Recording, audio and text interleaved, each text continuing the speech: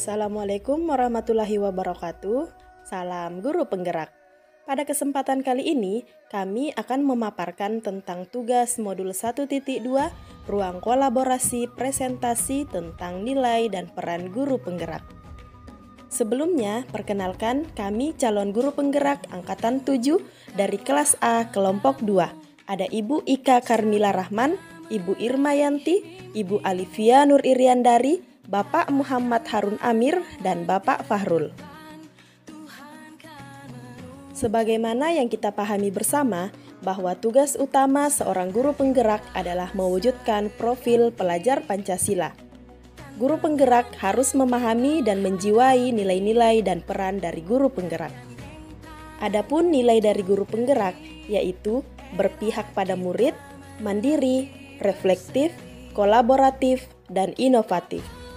Selanjutnya, peran dari guru penggerak yaitu menjadi pemimpin pembelajaran, menggerakkan komunitas praktisi, menjadi coach bagi guru lain, mendorong kolaborasi antar guru, serta mewujudkan kepemimpinan murid. Berikut ini adalah kekuatan nilai yang menonjol dari masing-masing anggota kelompok kami. Kekuatan nilai guru penggerak yang saya miliki adalah berpihak pada murid. Nilai ini mensyaratkan guru penggerak untuk selalu bergerak dengan mengutamakan kepentingan murid. Segala keputusan yang saya ambil selalu didasari oleh semangat untuk memberdayakan diri serta memanfaatkan aset atau kekuatan yang ada untuk menyediakan suasana belajar dan proses pembelajaran yang positif serta berkualitas bagi murid saya. Segala hal yang saya lakukan bukan atas dasar pemuasan kepentingan diri sendiri maupun pihak lain, akan tetapi atas dasar kepentingan pembelajaran murid. Saya selalu berpikir tentang bagaimana mendahulukan murid, seperti apa yang murid butuhkan, apa yang bisa saya lakukan agar suasana belajar dan proses pembelajaran ini lebih baik. Bagaimana saya dapat membuka lebih banyak kesempatan bagi murid untuk mewujudkan dunia yang mereka idamkan.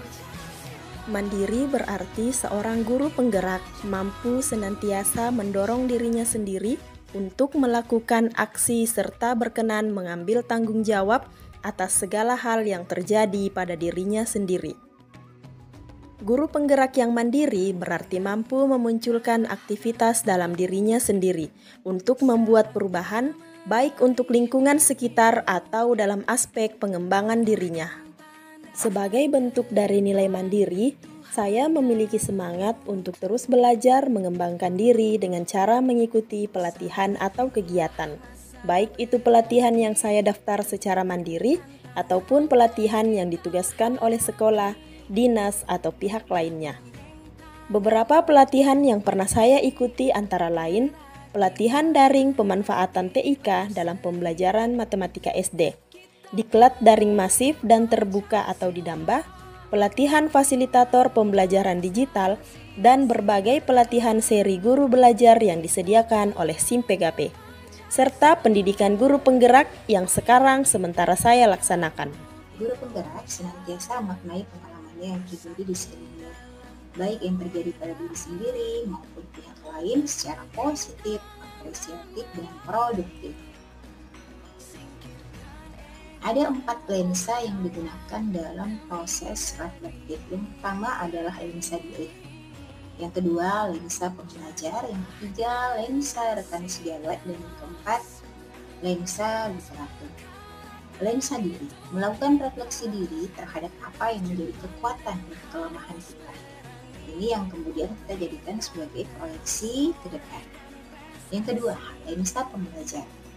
Hal ini menggunakan bantuan murid untuk melihat di mana letak kelebihan dan kekurangan kita dalam melakukan proses pembelajaran. Yang ketiga, lensa rekan sejawat. Kita bersama-sama rekan sejawat melakukan observasi dan pengamatan terhadap pembelajaran kita. Yang keempat, lensa literatur. Jenis literatur kita gunakan untuk meningkatkan kompetensi diri dengan memperbanyak literasi ataupun ikut pelatihan-pelatihan yang berguna untuk peningkatan kompetensi kita. Ada dua macam yang digunakan dalam metode refleksi. Yang pertama adalah refleksi 4P. Kita bisa menggabungkan antara peristiwa, perasaan, pembelajaran, dan penerapannya ke depan. Untuk peristiwa, paparan objektif berdasarkan pengalaman nyata atas apa yang sejauh ini telah kita alami. Dan perasaan, apa yang kita rasakan kini setelah mengikuti proses tersebut. Kemudian untuk pembelajaran, apa hal konkret yang dapat diambil sebagai pembelajaran dan mungkin membawa makna yang baik. Dan penerapan ke depan, hal apa yang sudah kita bisa terapkan. Yang kedua, refleksi dengan menggunakan metode 5M. Mendeskripsikan, merespon, mengaitkan, menganalisis, dan merancang ulang. Mendeskripsikan, menceritakan ulang peristiwa yang telah terjadi. Merespon, menjabarkan tanggapan yang diberikan dalam menghadapi peristiwa yang diceritakan. Mengaitkan, menghubungkan kaitan antara peristiwa dengan pengetahuan, keterampilan, keyakinan, atau informasi lainnya. Menganalisis dengan detail mengapa peristiwa tersebut dapat terjadi. Yang terakhir, merancang ulang, menuliskan rencana alternatif jika menghadapi kejadian serupa di masa mendatang. Berikut penerapan refleksi diri yang telah kami lakukan, yaitu adapun kegiatan yang biasa dilakukan adalah membuat agenda harian, proses pembelajaran di kelas, membuat jurnal refleksi, baik refleksi awal, refleksi proses, dan refleksi akhir, membuat angket refleksi tentang kekurangan dan kelebihan kita dalam proses pembelajaran, melakukan dokumentasi atau diskusi dengan rekan guru di sela-sela jam istirahat tentang hal-hal yang masih perlu perbaikan, melakukan literasi pembelajaran, dan ikut serta dalam pelatihan secara mandiri untuk menemukan alternatif peningkatan hasil refleksi diri. Membangun hubungan kerjasama yang positif dengan semua pihak demi pengembangan proses pembelajaran, berbagi ilmu dan pengalaman, serta merangkul dan menjalin komunikasi dengan semua pihak, sehingga saya dapat menjalankan salah satu nilai guru penggerak, yaitu kolaboratif. Contoh penerapan nilai kolaboratif di sekolah kami adalah yang pertama, kolaboratif dengan teman sejawat, di mana saya berbagi ilmu menjadi narasumber dalam pelatihan Google Master Trainer. Saya juga berkolaboratif dengan siswa dengan mendiskusikan terkait proses pembelajaran yang akan dilakukan, sehingga nantinya diharapkan proses pembelajaran tersebut berpihak kepada murid. Saya juga aktif berdiskusi dengan orang tua siswa terkait perkembangan anak-anak mereka di sekolah, baik secara tatap muka ataupun melalui WA. Selanjutnya, kami juga berkolaboratif dengan komunitas terkait. Salah satunya adalah membentuk kerjasama dengan Lasismu untuk mengajarkan berinfak sejak dini kepada murid-murid di sekolah kami. Pembelajaran inovatif yang saya lakukan adalah merancang pembelajaran yang memunculkan ide gagasan segar, seperti membuat video pembelajaran yang dikhususkan untuk anak berkebutuhan khusus. Misalnya video yang menampilkan cara pembuatan bola besar yang terbuat dari limbah kertas, sehingga anak-anak dapat berkreasi dan orang tua juga dapat ikut berperang dalam membuat bola besar bersama anak mereka. Adapun rancangan program yang disepakati oleh kelompok kami adalah SSCR atau Student Cross Country Relay. Kegiatan ini adalah program dari salah satu peran guru penggerak, yaitu mewujudkan kepemimpinan murid. Tujuan dari kegiatan ini adalah untuk melatih sikap mandiri, kolaborasi, inovasi, reflektif, serta tentunya dapat menyenangkan dan sesuai dengan kebutuhan anak.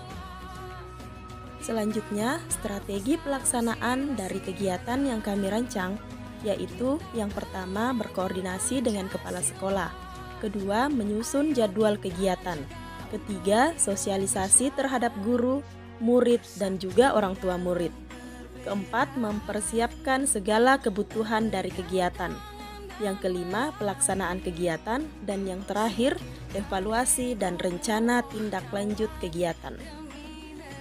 SSCR adalah kegiatan di mana murid secara berkelompok akan dibawa melintasi alam, melewati sungai, sawah, pegunungan, dan jalan setapak. Dalam kegiatan ini akan disiapkan beberapa pos, di mana setiap posnya murid akan diberikan pertanyaan yang berkaitan dengan pelajaran. Mereka hanya dapat melangkah ke pos selanjutnya jika mampu menjawab pertanyaan yang diberikan. Berikut ini adalah nilai yang muncul dari kegiatan SSCR sesuai dengan profil pelajar Pancasila. Pertama, beriman, bertakwa kepada Tuhan Yang Maha Esa, dan berakhlak mulia. Dengan melintasi alam, para murid akan lebih sadar akan kekuasaan Tuhan Yang Maha Esa, sehingga dapat memperkuat rasa keimanan dan ketakwaan mereka kepada Tuhan Yang Maha Esa. Selanjutnya yang kedua, bernalar kritis. Dengan adanya pemberian pertanyaan pada tiap-tiap pos, murid dapat menggunakan kemampuan nalarnya untuk saling berbagi dan bertukar informasi tentang pertanyaan yang diberikan. Yang ketiga, bergotong royong.